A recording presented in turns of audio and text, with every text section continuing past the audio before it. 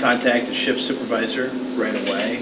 It's easier to fix that then, as opposed to, you know, even me at a monthly meeting. I would encourage you to, if there's an issue of that sort, let's get that fixed that night. I did call the shift supervisor that evening that happened. That was here in Taylor a couple months ago. I don't think they wants to figure out who let it go again, but at the time, they let it go. Okay. Which, that was pretty disturbing to me, and one of the reasons I came to the first meeting and started passing out flyers. Okay. Well, hopefully we've gotten that taken care of, and we do better. How would you deal with that now? I mean, what would you tell your officers to do if they were, let's say, some kids in the neighborhood were having trouble with one of the adults? As the kid was supposed to leave, if he's leaving and he goes like this, he goes, I'll be back for you later, points his finger like a gun, would you write a ticket for that? No. Lieutenant, could we, since we've got a lot on our schedule, could we just have perhaps you talk with some of them directly afterwards, so we can, we've got a pretty full schedule. Okay. If that's okay. Okay. Just a general question, not specific to one of these issues, but the process overall. So these things were identified, they were put on the sheets, and I'm not clear who's kind of leading this process. Is it the neighborhood association that's going to take this information and say, okay, or are people feeling like, well, things have calmed down, we don't really need to work on this stuff anymore? I'm just curious, like, who is shepherding this process? And maybe we don't know, and that's fine if we don't know, but I don't know. I'd say it's a three-legged stool with the school, the neighborhood association, and the police department all working together. And we've been meeting pretty regularly, doing it that way. So, I mean, as far as just somebody, I mean, there's no way for just anybody, one person to take it, I mean, because the police can only do so much. The association needs police to enforce what's going on, and then we all need to work with the school district, since it's their building, their property. So there's really no way for just one person to be in charge. But, so if we've really got to be out of here by 7 and need to go on and move on to our next meeting, if everybody's okay with that.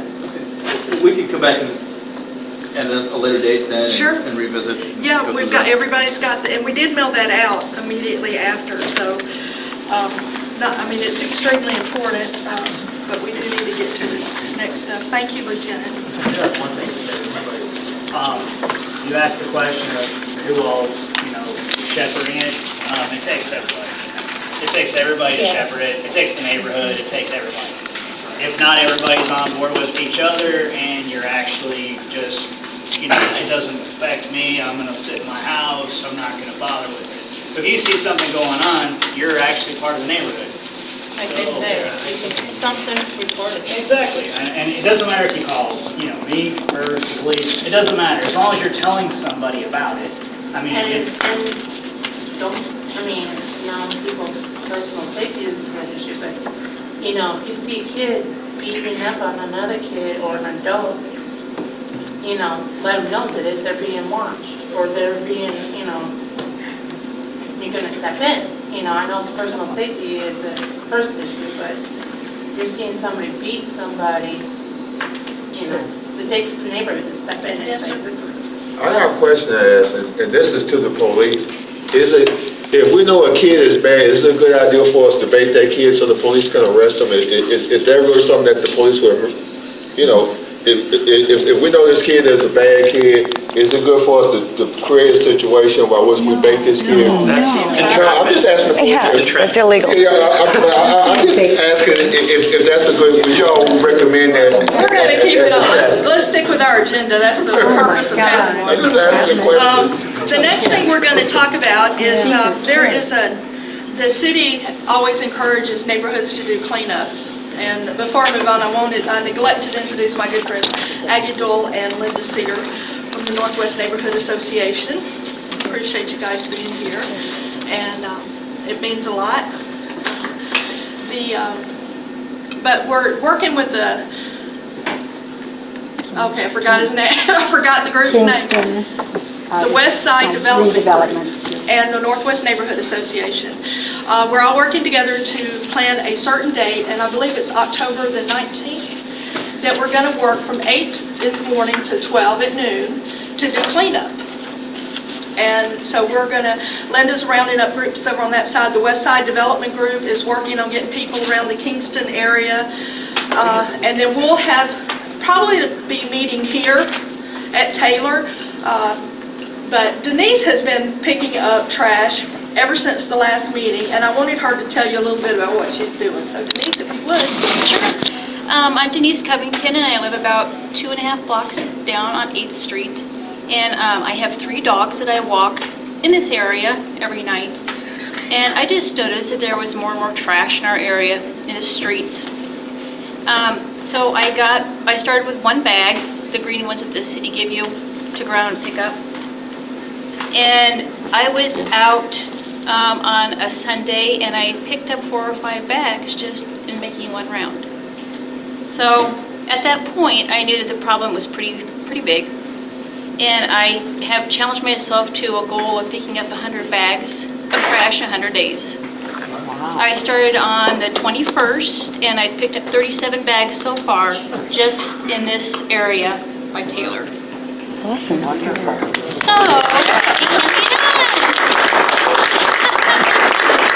And I just go right over here to the City Works and ask them to give me a sack of bags, and they're more than happy. Oh, yeah. So, You need a bigger dog. using Denise as our example, so what we'll do is, if anybody has any ideas of some areas that you would like for us to clean up in the Taylor area, if you see an elderly neighbor that needs help in the yard, or I know over by the Jim's Food, there's a lot of trash. But, you know, if in your little area around Taylor you see a place that needs to be cleaning, and like I said, we're from our neighborhood is from 15th Street and then to 16th Street and 1st and 1st. And so in those areas, that's the ones we'll concentrate. Not if you see something across the street, oh, God, I'm not picking that up. That's Linda's side. We're going to throw all our stuff across the street. But so if you just email me some ideas of where you want, and then for our next meeting in October, we'll talk exactly what we're going to do and where we'll be. But start thinking about that, looking around to see where you want. The city will supply the bags, the gloves, and also a lot of times when you're cleaning up, you find a lot of junk tires and just other trash, not just garbage. And we'll also be able to gather that up in places, and the city will pick that up as well. So, I mean, it's a little bit different when we do it as a neighborhood association than as if, you know, an individual, you just complain. You have to pay them to come pick it up. The city will do this for us. So that's something we're working on. Like I said, it's going to be, we're trying to get it in, advertise it a lot. It's the West Side Cleanup. And so with the new development going on at Kingston Hill, or Kingston, in the Kingston area, they're really excited about that and needing some stuff done. So, you know, we're all going to pitch in. And Kingston is still a part of Taylor, but Scott Loggins is really interested in that area, so he is dedicated to getting that done. So think about it. And I did have a question for the officers. I have found 2 syringes or needles so far. What do I do? Do those need to be reported, or what do I do with them? I don't want them laying there because of the children. You can call them, we'll come out and get them. Okay. That's definitely something. Yes. Well, I did, and I stuck them in a pop can because, you know, I just don't want them laying there. There was one up on the railroad tracks here on 8th, and then there was one in right beside a tree right behind Jim's Food. Okay. Yeah, call us and we'll come get them. Okay. all right. So that, like I said, that's the 19th, but, you know, be thinking about some areas you want to focus on. We'll have some water and stuff provided for people, and, you know, some other snacks. I know we did one in Trinity, brought all kinds of goodies. So, and then the next thing on our agenda is our neighborhood picnic. Our last one was back in May, and we had about 300 people attending. I got it, Brian directed a lady to me from Westminster Presbyterian Church, and they have a day of service, and it's October the 20th. It's a Sunday, but they have a very, very short service, and then they send everybody in the church out to do work. And they wanted to know what could be done around Taylor, and Brian said, well, right now at Taylor, there's not really anything that needs to be done. So he suggested she contact us, and we were talking about doing an event, so we might as well work together with that group of people. So talk to the board, and we're going to do it on October 20th, which is a Sunday, and we're going to do it from 12:30 to 2:30. And they'll be here till 3:30, there is their day of service, but 2:30, 3:30 will give us time to clean up. And we have, right now in our budget, our bank account, we have $884.60, so we would be able to buy the hot dogs and drinks and lemonade and water and that type of stuff, and then I'm sure Lieutenant Harrison, we could probably try to get the explorers to come again to do like fingerprints or something. Mark English wasn't able to be here, the fire chief, but he said they would have some firemen and Can you repeat the time? 12:30 to 2:30 Okay. would be the time we would do the event, and then clean up from 2:30 to 3:30. Thank you. And I'll look to see if we can get another one of the blow-up slides. That was really successful last time. And I talked to, I don't know if they've had a chance yet, but when we had our Taylor CAN meeting, which is Taylor Community Action Network, we talked about maybe the other churches doing some games or something. We thought maybe, with it being political season, we could throw stuff at politicians. I don't know. We just.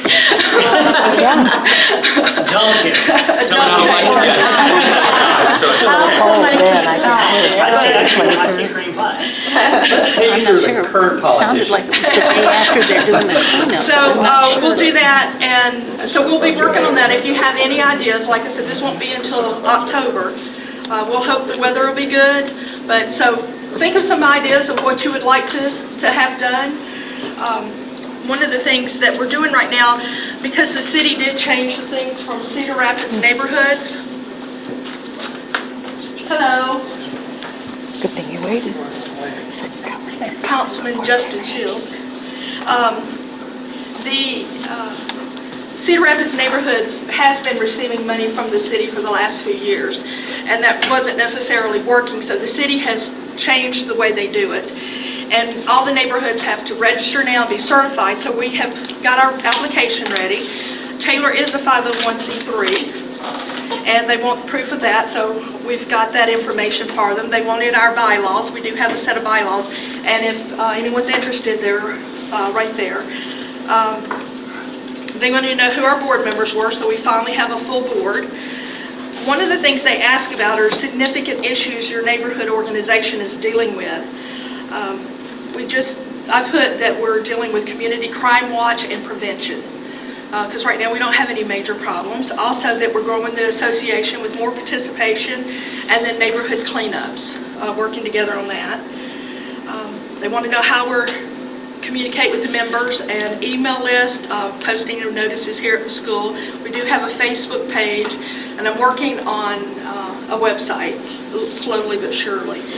And anyway, so we'll turn this in, and also, I don't know why, but they wanted to know the map, so I printed it off of the city's website for our neighborhood association. So if you're interested in that, they are, when you go to the city website, you can find out where all the neighborhoods are and where your boundaries are and all that. But we have a pretty good size neighborhood. A lot of that has to do with the housing and urban development with core neighborhoods for the city.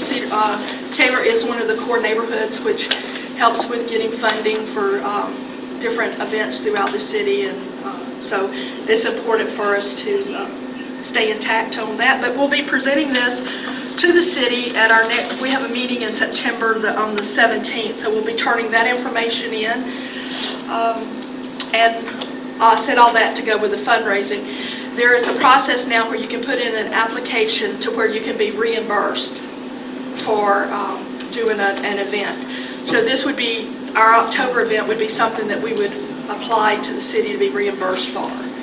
And that way we can keep the money that we do have going. But eventually we'll have to do like Northwest does and raise some money on our own. Instead of looking for grants and all that.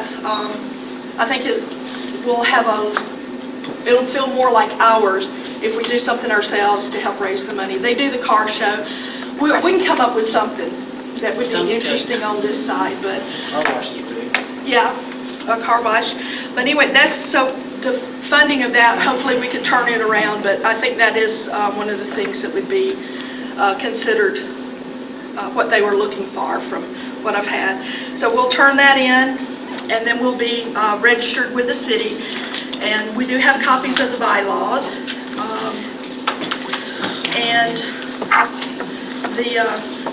For some of you that have come on and off, we've had a storage unit for the last 2 or 3 years, and the storage unit is empty now, so we're not having to pay the rent on that. The materials were donated because of a nonprofit. You have to donate to another nonprofit. Was given to a church down the street in the neighborhood. The kids were really excited about it. It ended up being about 4 pickup loads full of stuff. So it was games and some sports equipment and different things like that, but they were real excited. And they said what they couldn't use, that they would do a neighborhood event and invite in some of the low-income kids to make sure they had books and that type of stuff. And let's see. School conferences, Brian's not here. The school is doing conferences on Thursday from 4 p.m. to 8 p.m. And I'm going to set up a table and have cookies and lemonade and some TANA information for the families that are here at Taylor to get them involved, and we'll let them know that there's, save the date for the October, and also about the cleanup. And that is, again, that's this Thursday and again on Tuesday from 4 to 8. And Brian said they usually have 100% participation in these parent-teacher conferences, that's amazing to me. And I think that's all I have, unless anybody, any ideas on the fundraiser, on the October, the neighborhood picnic? What are the dates again for the cleanup and the picnic? The cleanup is the Saturday before, October the 19th. And then the 20th would be the day. So we've always had a lot of success doing the all-beef hot dogs. They're easy to serve. My husband has a big thing he puts them all in and boils them, and they're, easy to do that way. And lemonade seems to go well, usually with the kids and stuff. But a lot of it's just, we did a lot more last time as far as having I think we had slaw and baked beans and all that, but that does cost a little bit more, and I'm not sure that we'll have the money to do that much this time. But if we, maybe if we all pitched in and somebody brought desserts, or something like that, we might be able to do that. Anyway, Chief German, anything you want to say to anybody? Well, thank you, Kathy. No, I appreciate everybody coming tonight. It's very refreshing to see a community wanting to be involved in their neighborhood. And I know last month when we were here, we heard a lot from the community, and we worked very closely with Kathy and the school. We listened to everything that was said that night, and we're acting on it. And as you can see from the stats that were passed around, and from this gentleman's comments about it being 100% improvement, it's improved because of what you all are helping us to do, and we need you to keep helping us. So don't be hesitant to call us if you see something that needs somebody's attention, and continue to work with Kathy and the principal so that they can let us know what needs to be done from the law enforcement side and also from the city government side. We're the point for the city government, so let us know and continue to let us hear, and we'll be happy to work with you. That's our job, and we don't know what we don't know, so we'll continue to stay involved and let us know what your concerns are and what needs to be done, and I can assure you that we'll address them. So. Thank you, Chief. Councilman Shields, anything? No, I would just reiterate what Chief Chairman had said. He's very easy to work with. He does a great job. He demands respect, and he demands that the people working for him do their job. And I think all we have to do is call him and ask that he does the things that should not be out of line, they should just be expected. So, I just come from the Blue Zone meeting, Kathy, and when you talk about having cookies and all this other stuff, kind of a huge shock from all of that. Okay, we'll do carrots and... Stress reducer, cookies are. Now, Blue Zone pushes that wine at 5 too, though, don't they? But we did have a huge crowd, it was out at Prairie High School, had a huge crowd out there, and so people are getting more conscious of health issues. And speaking for one, if you shed about 40, 50 pounds easily, not easily need to, but